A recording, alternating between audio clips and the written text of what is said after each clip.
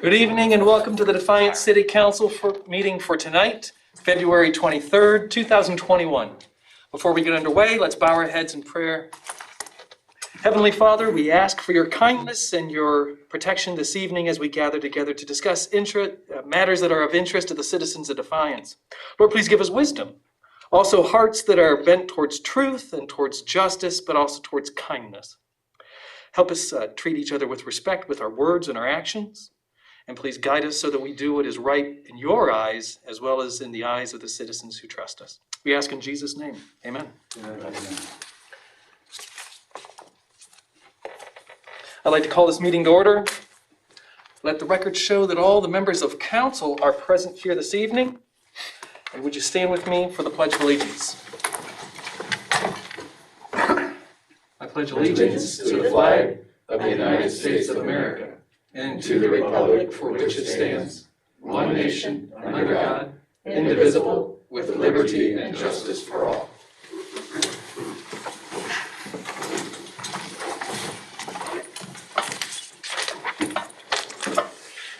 This evening we have two issues up for public hearing.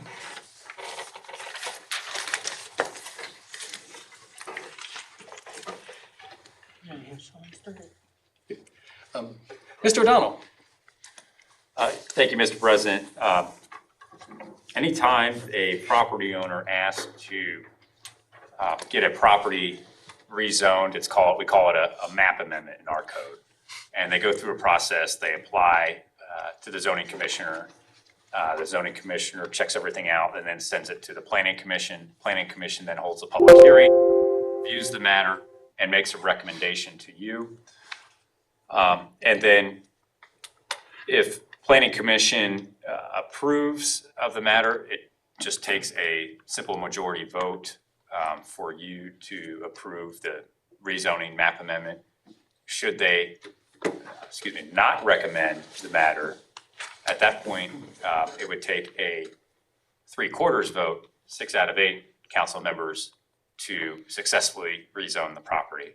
So the first item that you have is the rezoning for the 1076, 1078 Holgate property. That applicant is asking to make the map amendment in our code or in our zoning map from the R3 medium to high density residence district to a B3 highway and general business district. There was some interest from both the owner and the neighbor to come in and talk to you tonight. I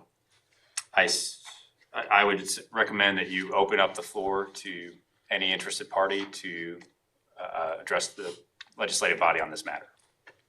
Thank you. On the issue for the rezoning request for sections 1076 and 1078 Holgate Avenue, is there anyone who would like to address council as far as their concerns in this issue? For or against? For or against? I mean, I go for. If you would, please step up to the microphone and state your name and your address. Brian Lewis, I own B&Z Auto Repair right across the street from this adjacent property. The business is 1071 Holgate Avenue and then 2 adjacent lots, 1076, 1078.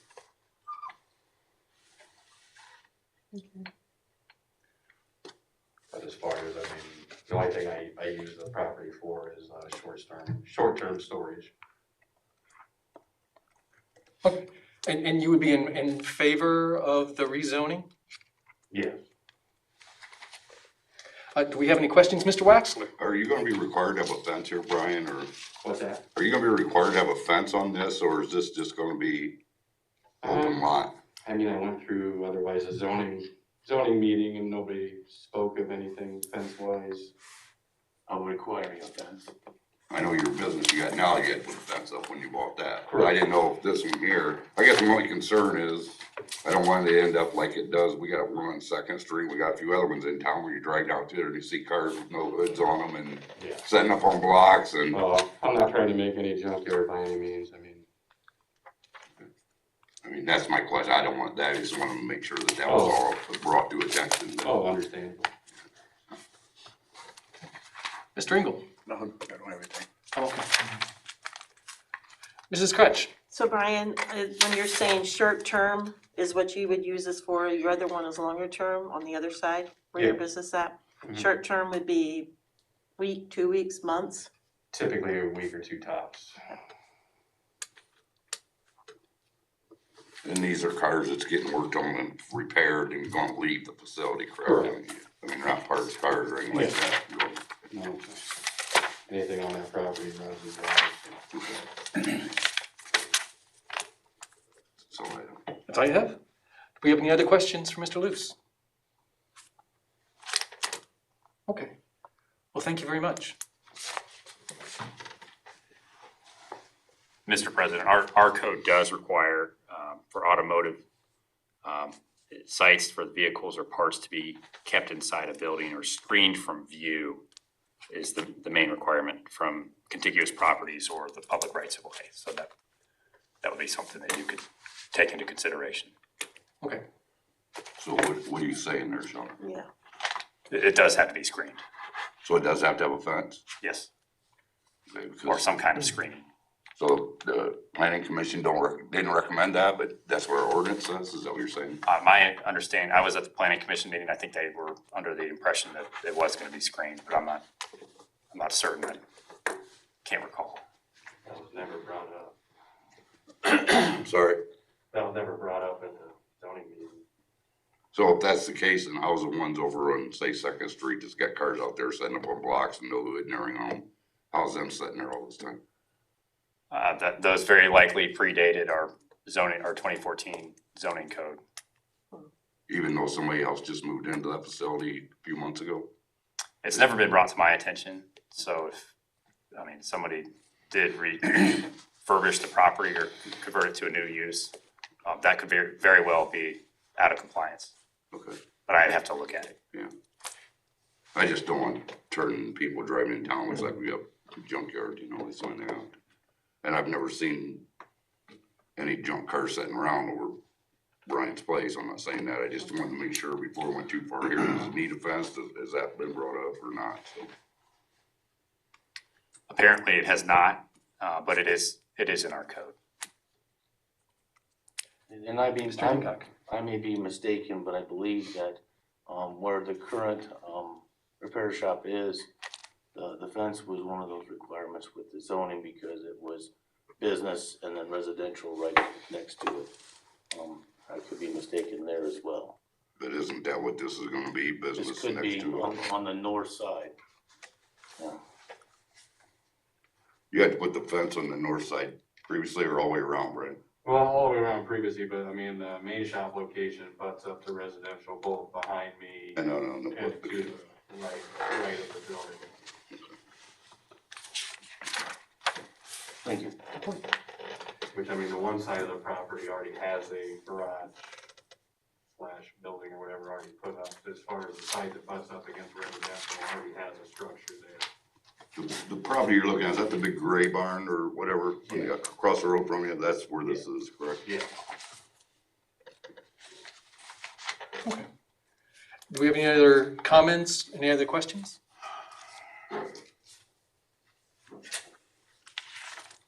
Thank you.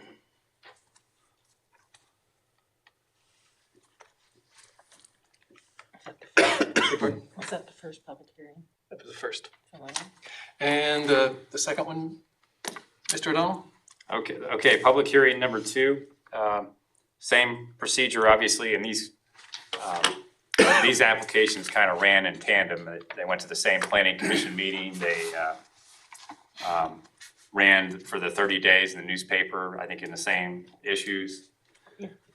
And, but this request is out on West High, if you turn onto Maumee River Crossing. There are 2 condos out there, and they were built 10, 12 years ago, prior to this zoning code. So they're there all by their lonesome. Those 2 condos in particular wish to subdivide or detach from the rest of the parcel. And then the developer wishes to develop the remainder and add more two-family condos. At least that's my understanding as it was presented to Planning Commission and our latest discussions with the developer.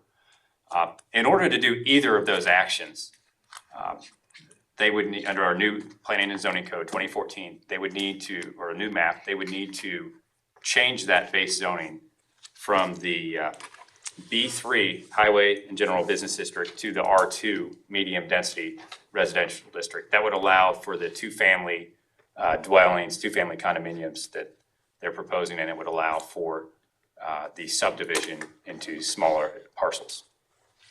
Thank you. Do we have anyone who would like to speak either pro or con to the second the rezoning request for Maumee River Crossing Drive? Yeah, I will. You know, this has been Brad Spitnell, 273 Oak Ridge Lane, Defiance. I'm not the developer. I won't be the developer next time either, but this has been going on since last March. I bought these properties and I've yet to get a loan on because of this zoning issue. If you want more housing in Defiance, both of these properties are sold.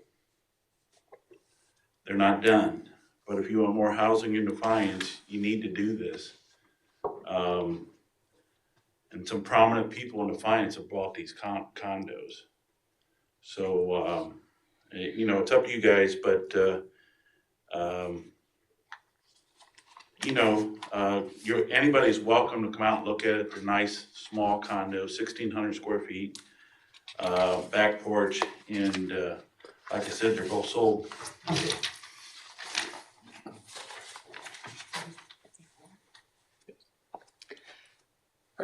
Any questions or comments?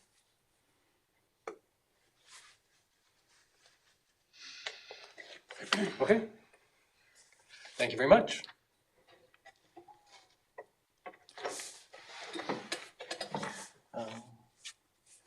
At the end of the public hearing, I have reviewed the index minutes for the city council meetings for both February 2nd and February 9th.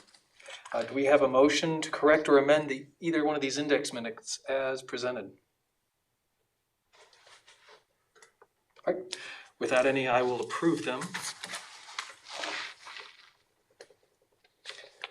Do we have any liaison meeting reports or requests? Okay.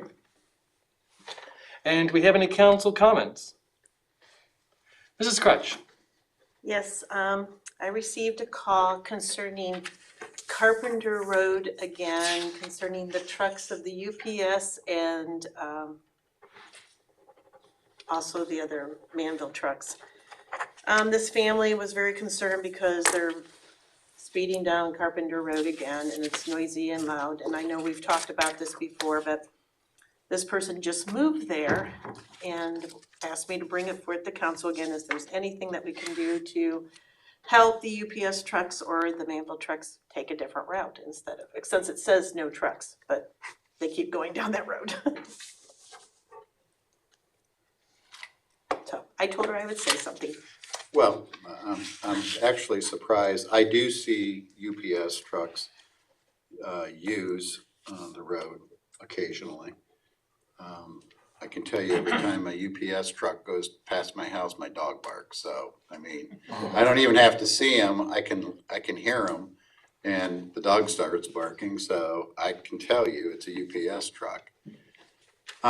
We can contact the facility because generally speaking, any signs that we have for no through trucks, unless you're conducting business, you should be going down that way. So, but as far as if she's saying semis, I mean, not that I catch every one, but I can tell you I have really, I mean, we used to get a lot of trucks down that way and that has pared way down.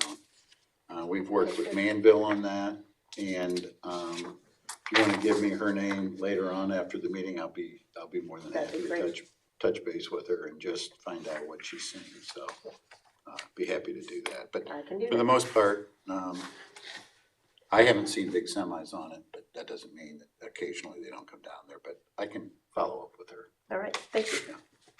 Thank you. Mr. Waxler? I was gonna ask the mayor, but since he's not here, Jeff, do you know where we're at with that property on Hopkins Street? The one with the had the metal roof blowing off and all that, the guy from Napoleon, I guess. I don't know. Cause I know the city had sent him a letter or something, he had 30 days to do something with it. No, okay, you're talking, there. On the corner. Yeah, I know which one you're talking about. I don't have an update for you there. I can follow up with the, zoning commissioner on that and see where we're at though. And I'll follow up with you. I don't have that information handy. Okay. Cause I know the mayor said they sent him a letter, he had 30 days to get that loose. Yeah, I'll find out what the status of it is and then maybe I'll just have the clerical help send something out so everybody gets it. Okay, thank you. Any other council comments? There's nothing on my desk this week. We can move on to the Board of Control. Mayor McCann isn't with us this evening, but Jeff Leonard is, our city administrator. Thank you, Mr. President. Just a couple things real quick. To take care of a couple expenditures of money. One in the amount of $24,000 to purchase a NIPL for engineering services for the 2021 manhole rehabilitation, and the other one being a server for, which is through Henshin and Associates. This is for the municipal court, in the amount of $24,378. I do have one other issue that actually seems like I spent quite a lot of time. Mr. Urussi, I was in receipt of your email, and I know that you've had some issues with sidewalks, as many of you. I mean, obviously, there are just these sidewalk issues, and these sidewalk issues and snow comes up, obviously. Sometimes in the wintertime, if we have a light snow, you don't see them, but when you get a real heavy snow, I think it's apparent that people are not complying with the regulations. Why they don't comply, you can probably run the gamut of different reasons why people don't shovel their walks. I think most of us here that deal with the issue have seen from time to time, we don't quite understand, number one, why people don't take care of their properties. Number two, why they don't help their neighbors, especially with some of the elderly that can't get out to their sidewalks. And if they are shoveling the elderly, many of them take care of their own issues. But the sidewalk and snow seems to be this big issue, and that issue has really caused a lot of discussion internally within ourselves about, look, this is something that goes on and keeps happening, and what are we going to do about it? We've gone through a number of different things where should we really look at enforcement from a complaint-driven standpoint? Should we be more proactive? And I know I've had conversations, as a matter of fact, with Mr. Dirk today about bringing him back and getting a bit more aggressive. And it just seems like with sidewalk issues, it's one of those things that we never win on. And I think you always have to try to find the right balance, because there are times when we become too aggressive and then we find ourselves really kind of coming down more on those seniors that maybe can't get out and shovel their walks, and they don't have any means to get out there. And then, there's a group of people that are just non-compliant, and they might be whatever age group. They just don't go out and shovel their walks, and they don't feel that it's their responsibility. And I think if you read anything on social media, you'll find that it's not their responsibility, it's the city's, and that couldn't be further from the truth. That's just not right. You have some people that have corresponded to you or others that think that we can't make them do that. And I've seen things go in that direction as well. So there's a number of things. But the one thing that I think is true, and the one thing that I think that when you talk about being aggressive with snow removal, do you really think that it's fair when some of those downtown business people are shoveling, and then when those people are walking to the stores, there's maybe an abandoned building or there's somebody that's not complying? And the answer to that is, of course, that's not fair. You have to really focus in on where the pedestrian traffic is, and you have to obviously make sure that you're creating a safe walking environment.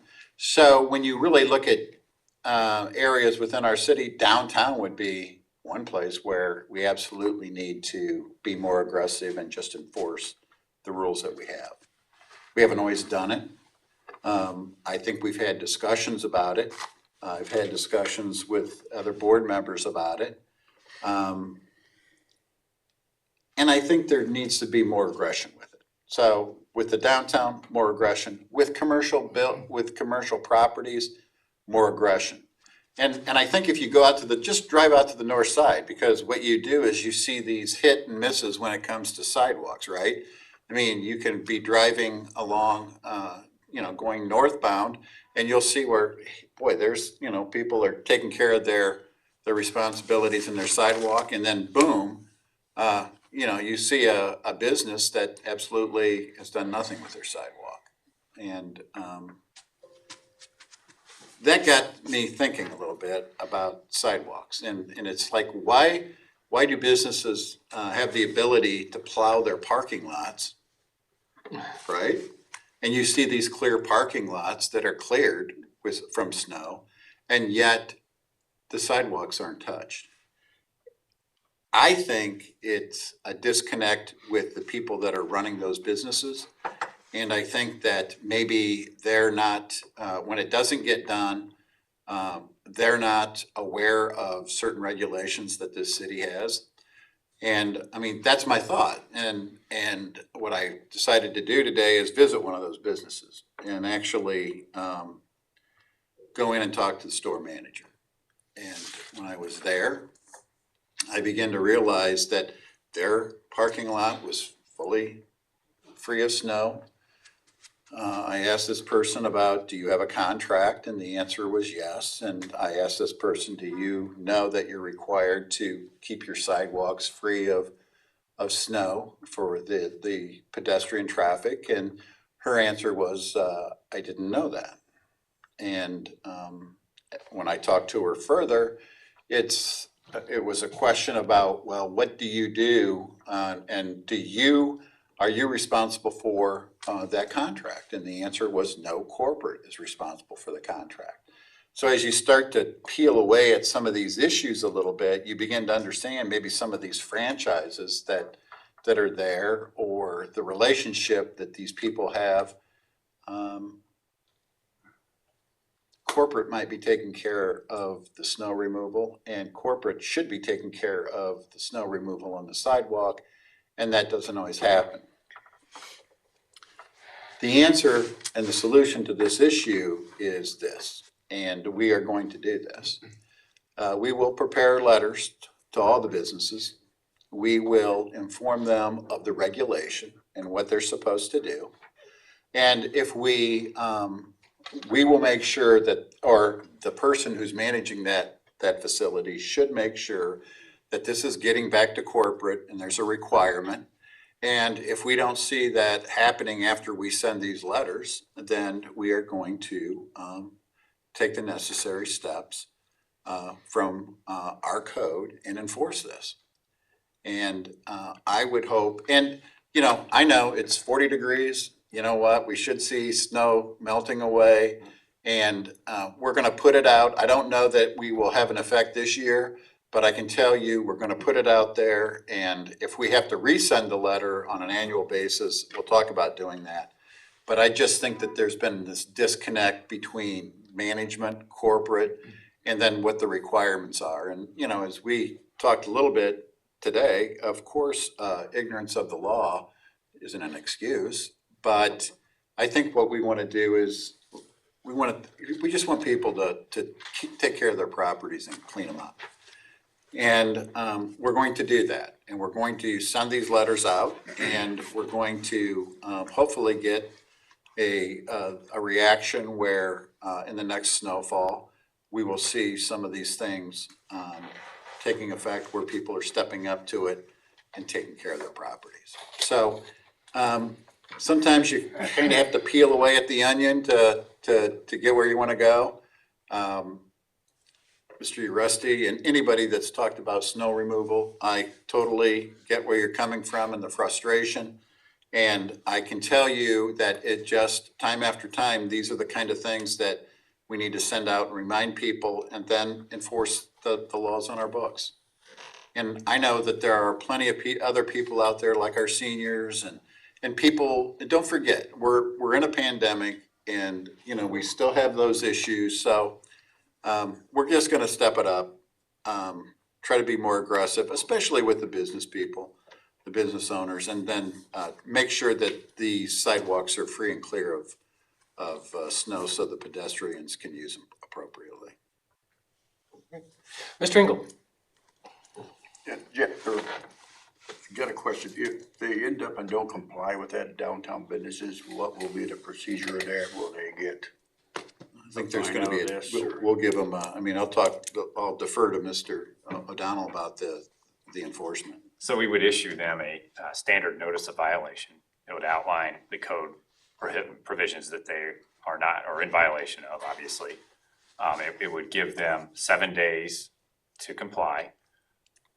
Or, yeah, it could be referred to prosecution in the worst cases, or it could be just something like abatement and sending the matter over to the county auditor as an assessment on the property.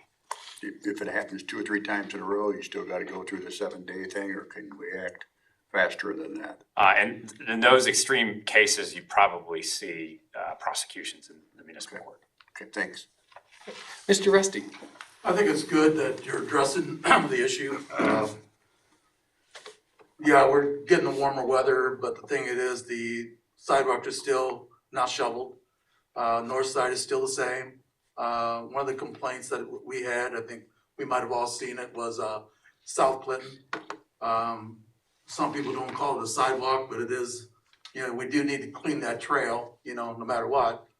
And those are residents. So if you're sending just the letters out to businesses on the north side, we're also looking at gateways. That's one of the things that we've talked about in the past, where people access those areas more prevalent than others.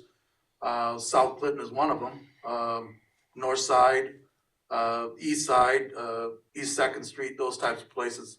Right. You know, it's never ending, but the thing that we have to look at is a good start, at least designating where the first contact is. I think the one thing that is probably important about this whole thing is the notice. And I think the ordinance, 24 hours, 48 hours after the event, it has to be removed. Well, yes, sir. The violation occurs if you do not clear the sidewalk adjacent to your property within 24 hours after the storm. Okay, so the ordinance is already there. The question comes down to it is, when did they receive notice? If we're sending notice out to certain areas, at least they're getting a notice and they know if we're out there cleaning it, we have to put it on their taxes, that at least they know why it's being done. Sure. You know, I guess I just look at it, we just have to take a first good step and I think, you know, get the conversation going that, you know, we need to basically create safe areas, walkways. I want to make it clear though, okay, with the enforcement. It's not just the downtown, it's not the north side, it's everyone. Yeah. Okay, it's residential. Yeah. And we're not going to, I mean, we still have to be, you know, we have to apply the law to everyone, and we will. Because you have businesses out on the east side and south and even, you know. So there are requirements for everyone. And I think we want to make sure that we open these pedestrian walkways so we can get traffic moving. That might be a higher priority. That doesn't mean we're not gonna still go, look at other things as well. Thank you. Mr. Corbett? I appreciate everybody's comments on that, but I want to ask about that enforcement. That you have to give them 7 days. That's pretty cumbersome and time consuming. And 7 days is a long time for people to trudge through knee-deep snow to get to work or get to a store. Is there any way to tighten that up any? No, I mean, that's how our code's written. We could prosecute them sooner than the 7 days if that's the desired route. Well, the We goal is to certainly get could. the sidewalk shoveled, you know, I know that, but. You could amend the code. Yeah, we have to council to amend the code. You could change the definition of what constitutes an emergency nuisance or what requires an emergency abatement. You could also, I mean, the city could also plow the sidewalks and bypass the assessment process. I mean, you have that option before you as well. It might not be as desirable, but it is there. No, but it's an option that may be more friendly for our community because it gives them access to where they need to go and a quicker solution. Because some of these people, especially elderly, when the snow gets this deep, don't have the tools they need to do it without hurting their back, like I did trying to shovel a foot of snow, you know, it's hard when it gets like this.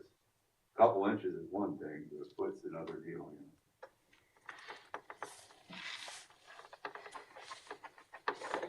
Thank you. Mr. Waxler? One of the other things people need to be aware of, we've talked about is the fire hydrants, you know, keeping them cleared out because that's very important, especially in the middle of the night when you're a fireman, you're pulling up there and you're looking for a hydrant, it's under a snowdrift. That just delays time. If it's your property, you know, it's delaying time for them to get to the job and get to your property and save it. So that's something else people need to be aware of. And I've seen a lot of them get buried this last big snow, so.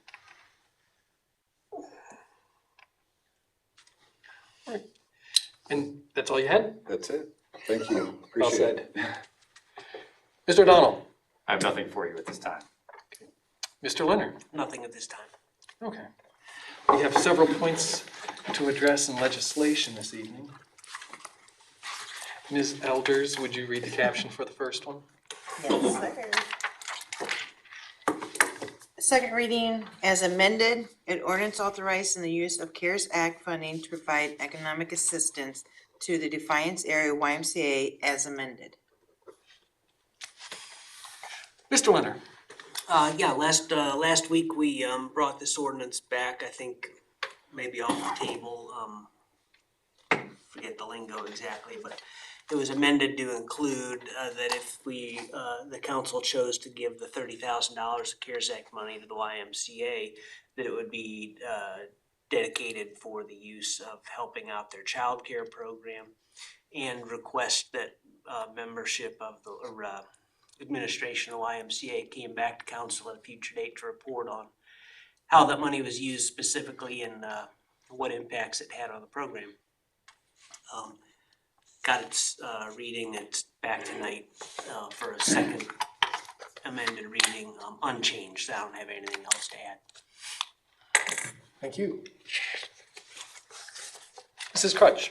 I have a quick question. I've been looking up at other cities that had, not an overabundance, but had extra money from the CARES Act. And that, like Columbus City, for example, was using some of their CARES Act money to help people who were, and their water bills, sewer bills, or whatever, they were delinquent, you know, and I just wondered if this was something else that maybe we should really look into for this 30,000, maybe give the Y less amount and maybe use something for the delinquency of water sewer bills. Especially it would help maybe a larger group of people. I don't know. Well, I think you're right, that some communities found ways to make that happen. Early on, when the first CARES Act money was coming our way and we had internal meetings to discuss how best to use it, And I'm repeating myself from some of this is repeat from what I've said in previous meetings, but of course, early on and at the time, we were fearful for our own financial situation. We didn't know how we were gonna be impacted from income taxes and others. So we were very cautious about the notion of using the money outside of, for our own needs. We had considered actually providing funds to the agencies that are charged with helping people with their water bills and things like that. So, NOCAC and St. Vincent de Paul and, but then, it was our understanding and my belief still that, they were getting funding as well, for those kind of purposes. So, that kind of assistance was made available, not directly from us. We did, of course, we were going to do it voluntarily, and about a week later, the governor ordered that there would be no disconnects for non-payment through that period of time. I think we were waiving late penalties that accrued. So we did a fair amount internally to try and alleviate the burden of the water and sewer bills. And then again, those agencies that are charged with helping or able to help, they receive some additional means to do that as well.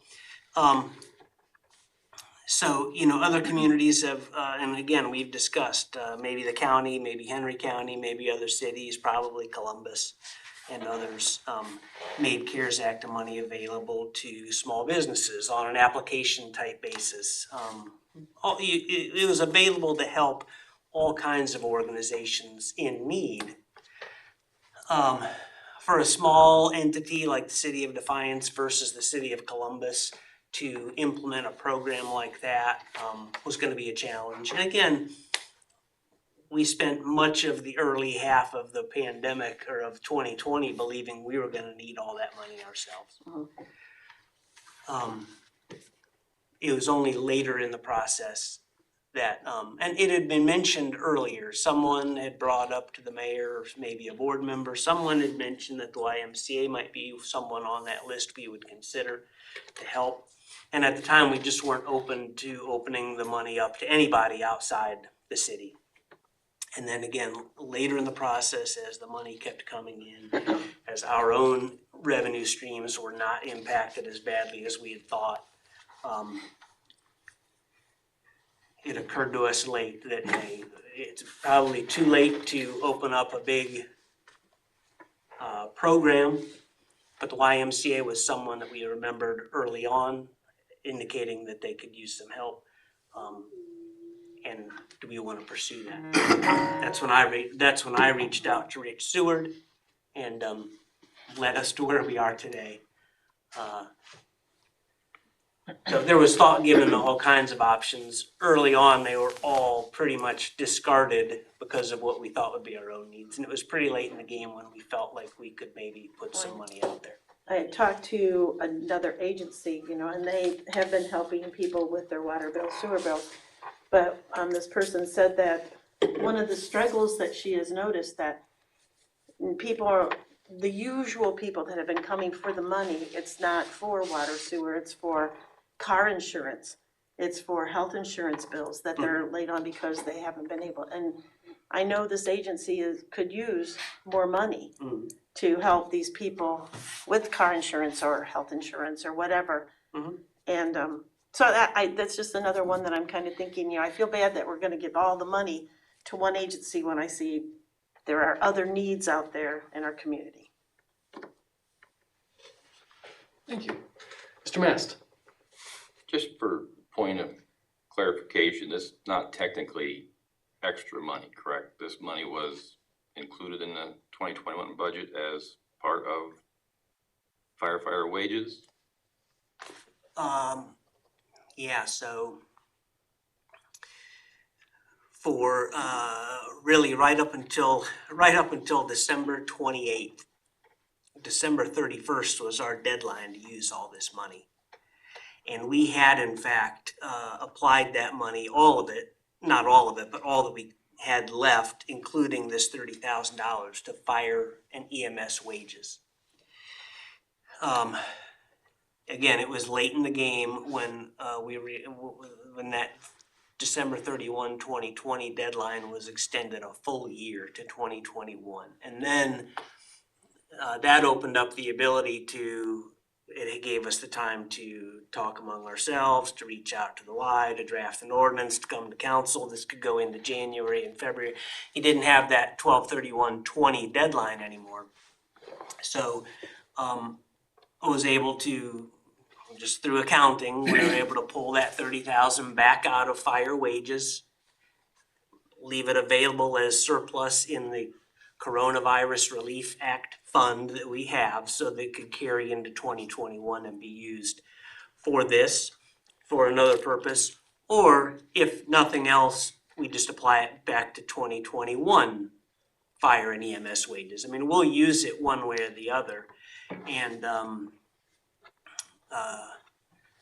you know, the cleanest thing to do from my perspective, and not necessarily the best solution, but the cleanest solution is, if you don't choose to offer the money to the YMCA, I just put it back in the fire wages. So it just goes back in the fire wages, and then we can take back the city 30,000 that would cover Correct. that. Yeah, it frees up that And that can be 30,000 used more or less as general anything. fund dollars, correct?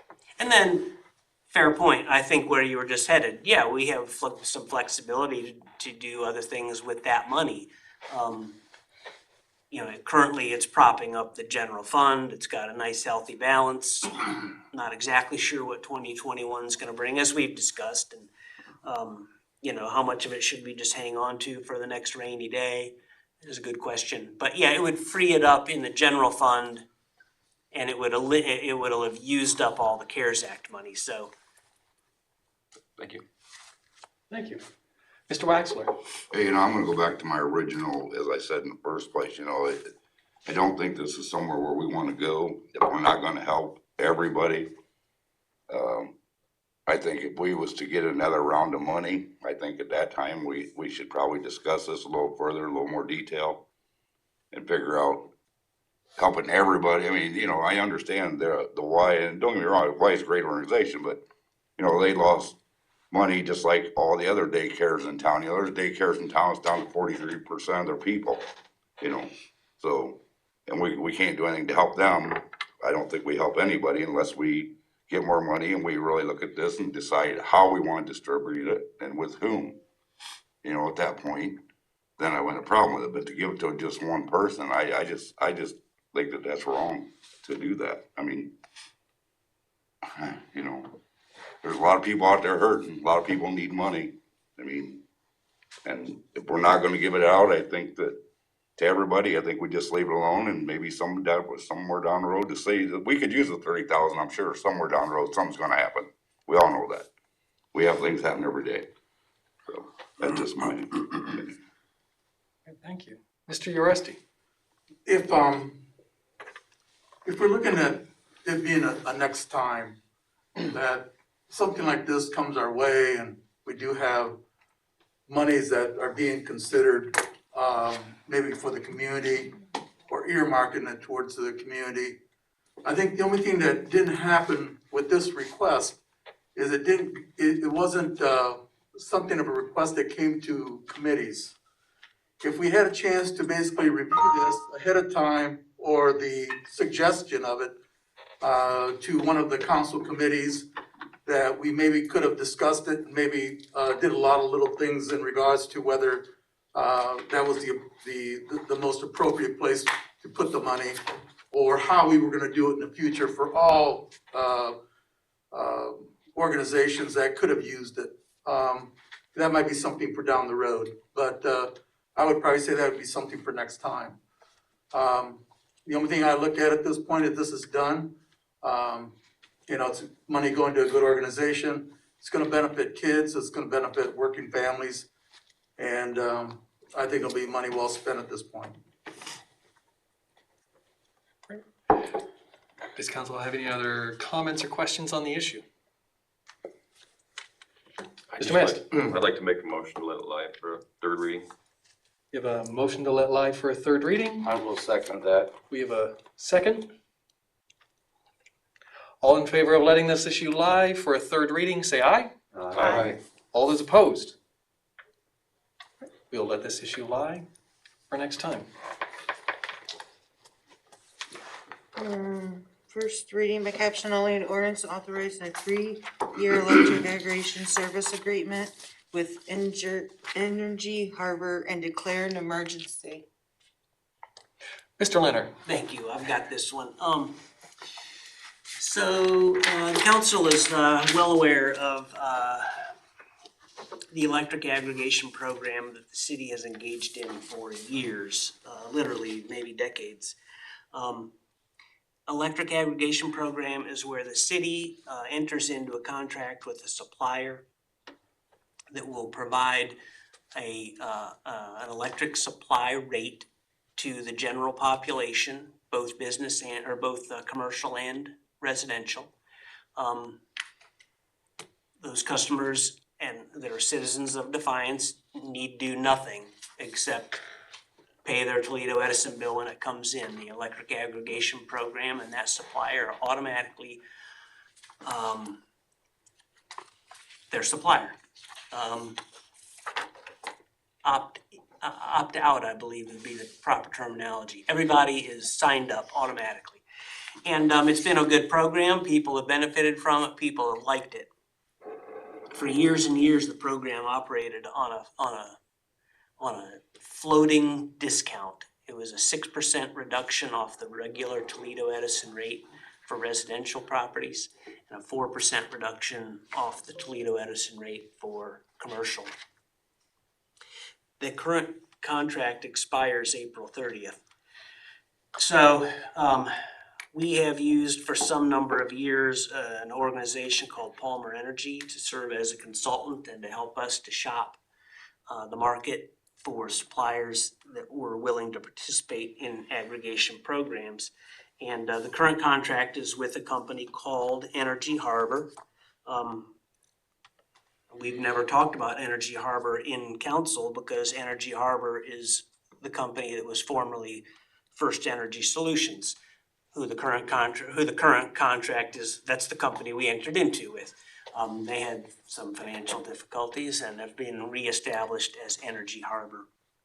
So it's not a new organization that we'll be working with. The energy market is, I'm by no means an expert. That's why we have Palmer Energy as a consultant. The market is in a state of flux. It's highly unpredictable. Palmer went out to bid in August, anticipating this contract expiring in April. At the time, Energy Harbor was, I believe, the low bidder, but they weren't terms that Palmer Energy was ready to recommend at the time. They wanted more time to play out, see how the market moved since then. At this point, Palmer Energy's recommendation, and they have worked with Energy Harbor to accommodate this, their recommendation is that we extend the contract with Energy Harbor, but under new terms. So Sean and I have joked as to whether we're extending a contract or entering a new one. It'd be an extension of a contract with new terms. That's about the best way I can say it. But Energy Harbor and no other supplier that Palmer has negotiated with was willing to continue to go forward with a flat % reduction off the current rate. So it was a floating rate, discounted off of whatever the Toledo Edison rate was at the time. Energy rates have gotten low enough now that they're just weren't willing to give a flat discount for fear of actually losing money in the deal. To be honest, and that's just the way business operates. What their proposal is a rate of 4.79 cents per kilowatt hour for 3 years, 36 months guaranteed for all customers, residential and commercial. The hope is that 4.79 remains an attractive rate for the next 36 months. The risk is that at some point in that 36 months, it is no longer a real attractive rate, but it's kind of the risk you take. And if they're not willing to go into the discounted, actually you'd run a risk even if they were under the same terms, a 6% or a 4% discount. in a market where electric rates went through the roof, they're still gonna go up for people. You know what I mean? So in this case, if energy prices went up, we'd be locked in at the 479. If they go down lower, it's just where we'll be. Customers in the city always have the opportunity to shop for their own electric supply. What this program is designed to do is to take that burden away from every one of us as individual customers to have to figure out the electric market and pick the best supplier. It's not easy. It's kind of like playing in the casino. You roll the dice, you don't know whether they're gonna go up or down. But my point would be that if prices do in fact go down and we are at this 4.79 cents per kilowatt hour for the 36 months, individual customers could certainly go to other suppliers who might at the time be offering a lower price. So that being said, it would be the administration's recommendation that council consider entering into a new 3-year contract with Energy Harbor under these new terms. That's all I've got. Does council have any questions? What was the previous rate? Do you have any idea?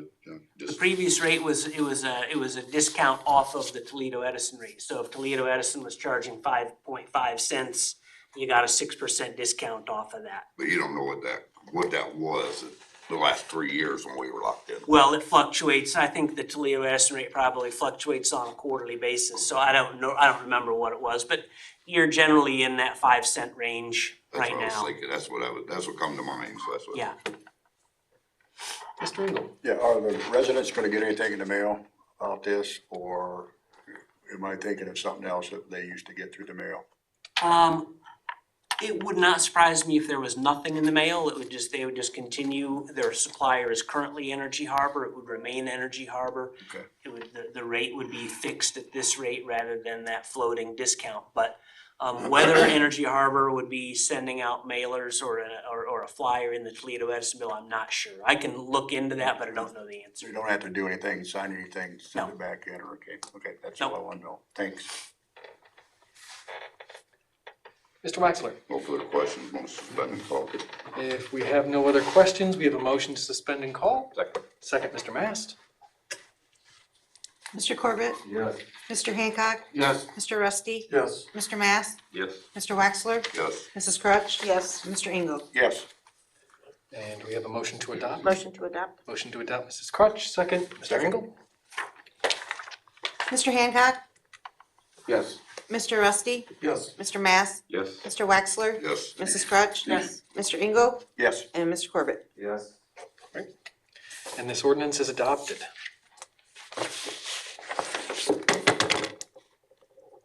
First reading by caption only, an ordinance authorizing an application for the 2021 cooperative boating facility grant and declare an emergency. Mr. O'Donnell? Thank you, Mr. President. The Ohio Department of Natural Resources Waterways Safety Fund administers a grant in which the ODNR reimburses municipalities for up to 100% of projects designed to improve recreational boating access. In our case, the city administration hopes to pave the parking lot out by the reservoir where you can park your vehicle should you choose to go boating. That project, the goal for that project would be the 2022 construction season. And we believe that we would be competitive for this type of grant. The ordinance just authorizes the city administrator to go ahead and apply for the grant. If we get it, great. If not, we'll try again. You should note that should council opt to pursue this opportunity, the reservoir will have to be kept open and free and available to the public for recreational boating. In other words, you're not gonna be able to charge user fees if you want the full reimbursement for the grant. If you want to start charging user fees sometime in the future, the grant would be capped at 75% of the project cost. Thank you. Do we have any questions for Mr. O'Donnell? With no questions, No further questions. No suspend and call. motion to suspend and call, Mr. Waxler. Second, Mr. Hancock. Mr. Rusty? Yes. Mr. Mass? Yes. Mr. Waxler? Yes. Mrs. Crotch? Yes. Mr. Engel? Yes. Mr. Corbett? Yes. And Mr. Hancock? Yes. Motion to adopt. Motion to adopt, Mr. Hancock. Second, Mr. Mast. Mr. Mass? Yes. Mr. Waxler? Yes. Mrs. Crotch? Yes. Mr. Engel? Yes. Mr. Corbett? Yes. Mr. Hancock? Yes. And Mr. Rusty? Yes. This ordinance is also adopted. First reading by caption only, an ordinance awarding a contract for the purchase of playground equipment for the Bronson Park. Mr. President, I'm going to take these next two ordinances together, if you don't mind. Sure. Discuss them all at once. As a parent of toddlers, you hear certain things around the house about your favorite parks. Let's go to the splash park. Let's go to Kids Creation. And a favorite of our house is let's go to the new East Side Park and play on that zip line thing. One thing that is never said in our house is let's go to Bronson Park and play on that playground equipment. And for that reason, the city administration believes that we do need new playground equipment out there. It would spruce up the park. It would make the splash park even more of a hub. The kids would have more activities. There's also a plan in the works, stay tuned, for a grant for a recreational trail going through the park and possibly, it's a long way in the future, connecting to the reservoir. So stay tuned for that.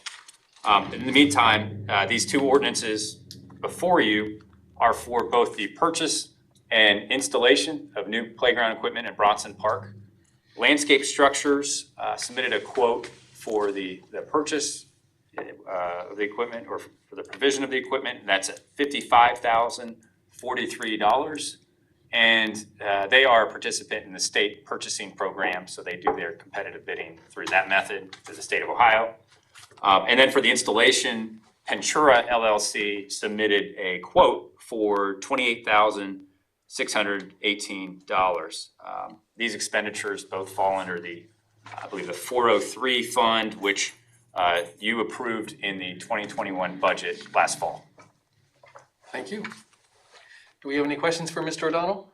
Mr. Hancock? The question I had was, what are we gonna do with the current equipment that may not be functioning properly? Will we be salvage that, or will we be gov deals, or how we'll dispose of that equipment? I imagine it'll be scrapped, sold for scrap. I I think know I've it's, seen other it's in pretty communities that bad have, shape. yeah, I've heard that other communities have purchased those type of, equipment.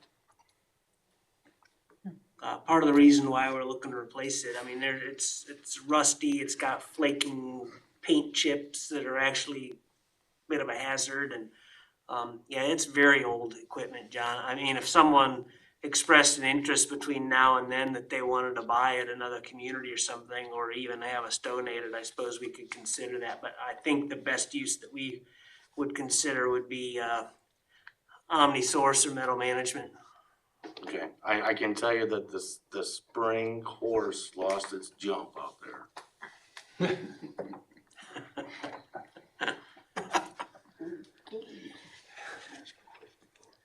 Oh, Mr. Engel?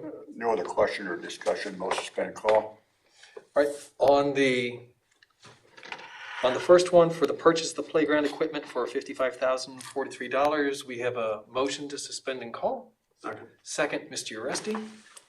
Mr. Waxler? Yes. Mrs. Crotch? Yes. Mr. Engel? Yes. Mr. Corbett? Yes.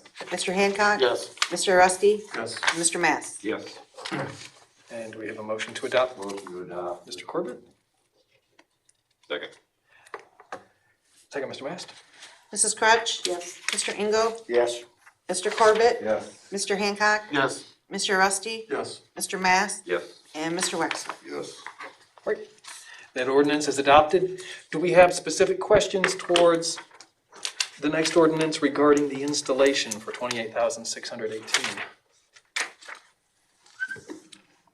No further questions. I gotta read it. Motion to suspend call. Oh, sorry, procedural. Would you please read the caption? Yeah. Okay. First reading by caption only, an ordinance awarding a contract for the installation of a playground equipment for Bronson Park. There we go. Try it again. Yeah. If no further questions, motion to suspend and call. We have a motion to suspend and call. Mr. Corbett, do we have a second? Second. Mr. Second. Waxler? Mr. Engel, Yes. Mr. Corbett, Yes. Mr. Hancock, Yes. Mr. Rusty, Yes. Mr. Mass, Yes. Mr. Waxler, Yes. and Mrs. Crutch. Yes. And we have a motion to adopt. Mr. Waxler, second. Second. Mr. Engel? Mr. Hancock, Yes. Mr. Rusty, Yes. Mr. Mass, Yes. Mr. Waxler, Yes. Mrs. Crutch, Yes. Mr. Engel, Yes. and Mr. Corbett. That ordinance is adopted as well.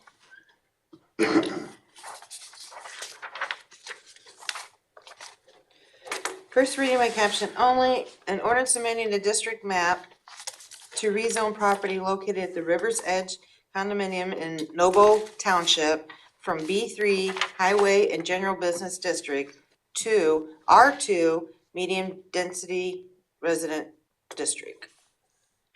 Mr. O'Donnell? Thank you, Mr. President, and you've already held the public hearing tonight, so I won't belabor these points. But section 1165.03 D5 of our planning and zoning code say that you should hold a public hearing. And then after the public hearing, you may either adopt or deny the recommendations of the planning commission or adopt any modifications that you choose. You don't have to do that all tonight for either of these, but you can suspend the rules if you choose. But you are the last stop, so your vote would put the map amendment in effect for both of these. Mr. Rusty? There's no other questions, motion to suspend and call. Second. Motion to suspend and call. Second, Mr. Corbett? Mr. Rusty, Yes. Mr. Mass, Yes. Mr. Waxler, Yes. Mrs. Crutch, Yes. Mr. Engel, Yes. Mr. Corbett, Yes. and Mr. Hancock. Yes. And motion to adopt. Motion to adopt. Second, Mr. Mast? Mr. Mass, Yes. Mr. Waxler, Yes. Mrs. Crutch, Yes. Mr. Engel, Yes. Mr. Corbett, Yes. Mr. Hancock, Yes. and Mr. Rusty. Yes. This ordinance is adopted.